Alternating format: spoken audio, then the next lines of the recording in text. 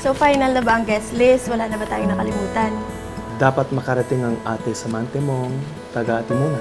Gustuhin ko man na makarating siya sa kasal, pero ang tagal niya akong natiis, Mart.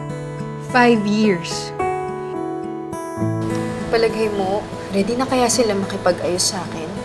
She knows that your wedding day is very special to you.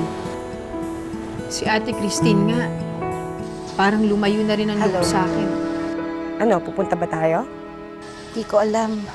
By the way, how did this fight start with you and your sisters anyway? Sa Pitogo. Wala na kasing natitirang alaala ang mga magulang natin. Ang sinasabi lang naman kasi ni ate, maging practical ka naman. Dapat magsumikap rin kayo! At huwag kayong umasa lang sa konting mamanahin!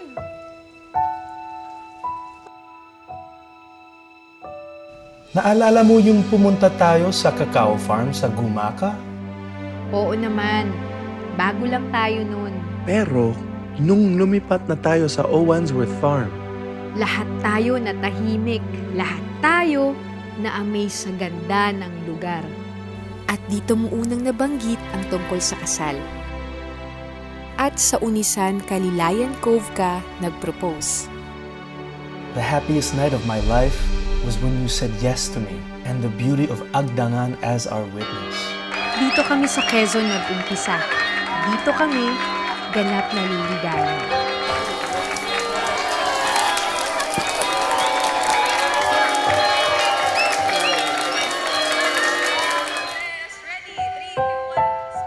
Ang pag-iisang dibdib ay hindi lamang para sa kabiyak ng puso. You know, sometimes it really matters where you choose to live together.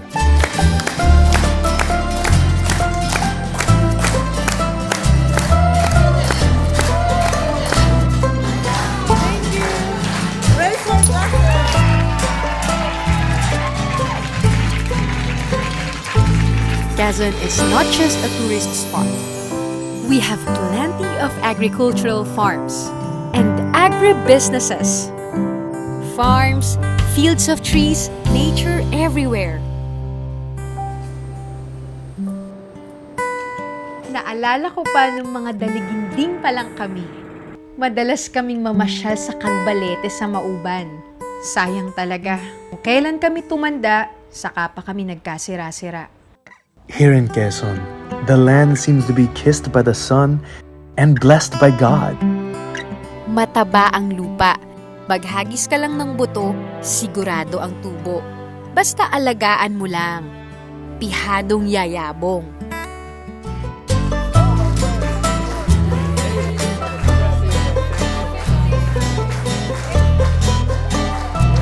This tradition is so enchanting. Here in Quezon Province, honey, it's called Pampaswerte.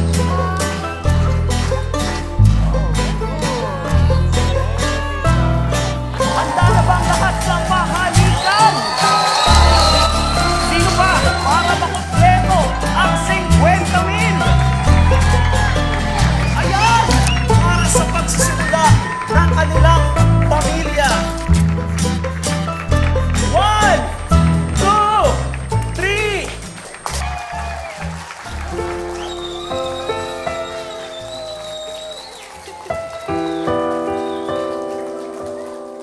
Next time, bumisita naman tayo sa Banahaw, sa Dolores. Sa bangkong kahoy, ang sarap ng hangin.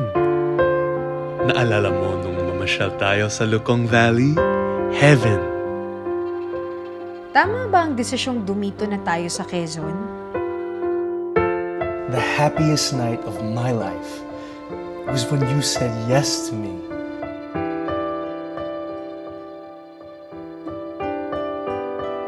There's no other place I'd rather be but here, with you in your home province.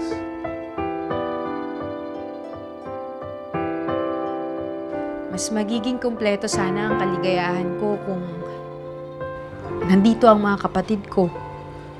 Magtatayo po kami ng lokal na negosyo dito ho sa atin, sa Quezon. Nakaka-proud talagang maging Quezonian. From old houses and colonial mansions, hanggang sa mahimalang Banahaw. Tama nga ang desisyon natin, babe. Na dito na lang tayo tumira. That wonderful feeling, knowing we were just starting to go out, it really grew on me. I felt that too. When we were in Oyayi Farms, alam ko nang we could never be together anywhere, but only in Quezon. When we were in Flor and Dais's farm, mas naramdaman ko na ikaw lang at ang Quezon ang perfect sa buhay ko.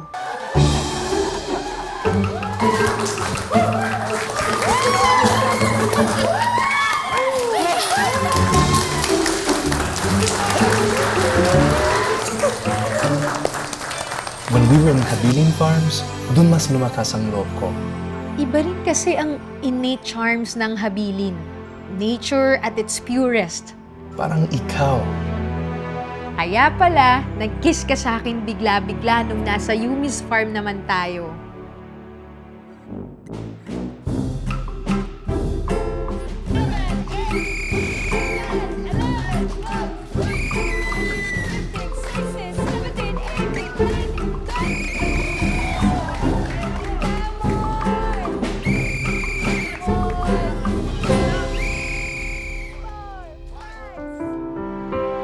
I could never forget the day that we climbed Kamay ni Jesus. Awang-awa ako sa'yo noon. Kasi hinihika ka na sa paglalakad.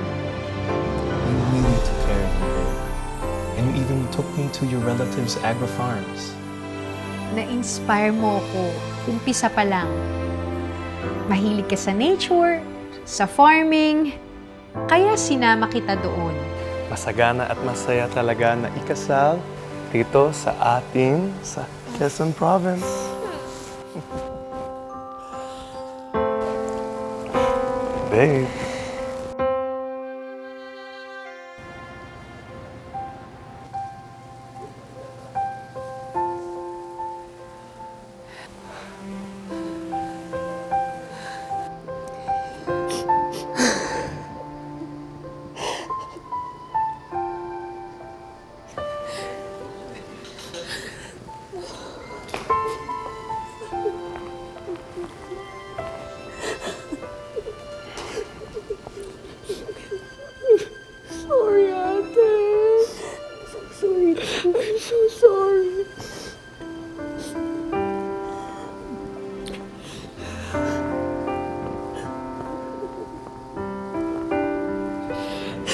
Selfie tayo?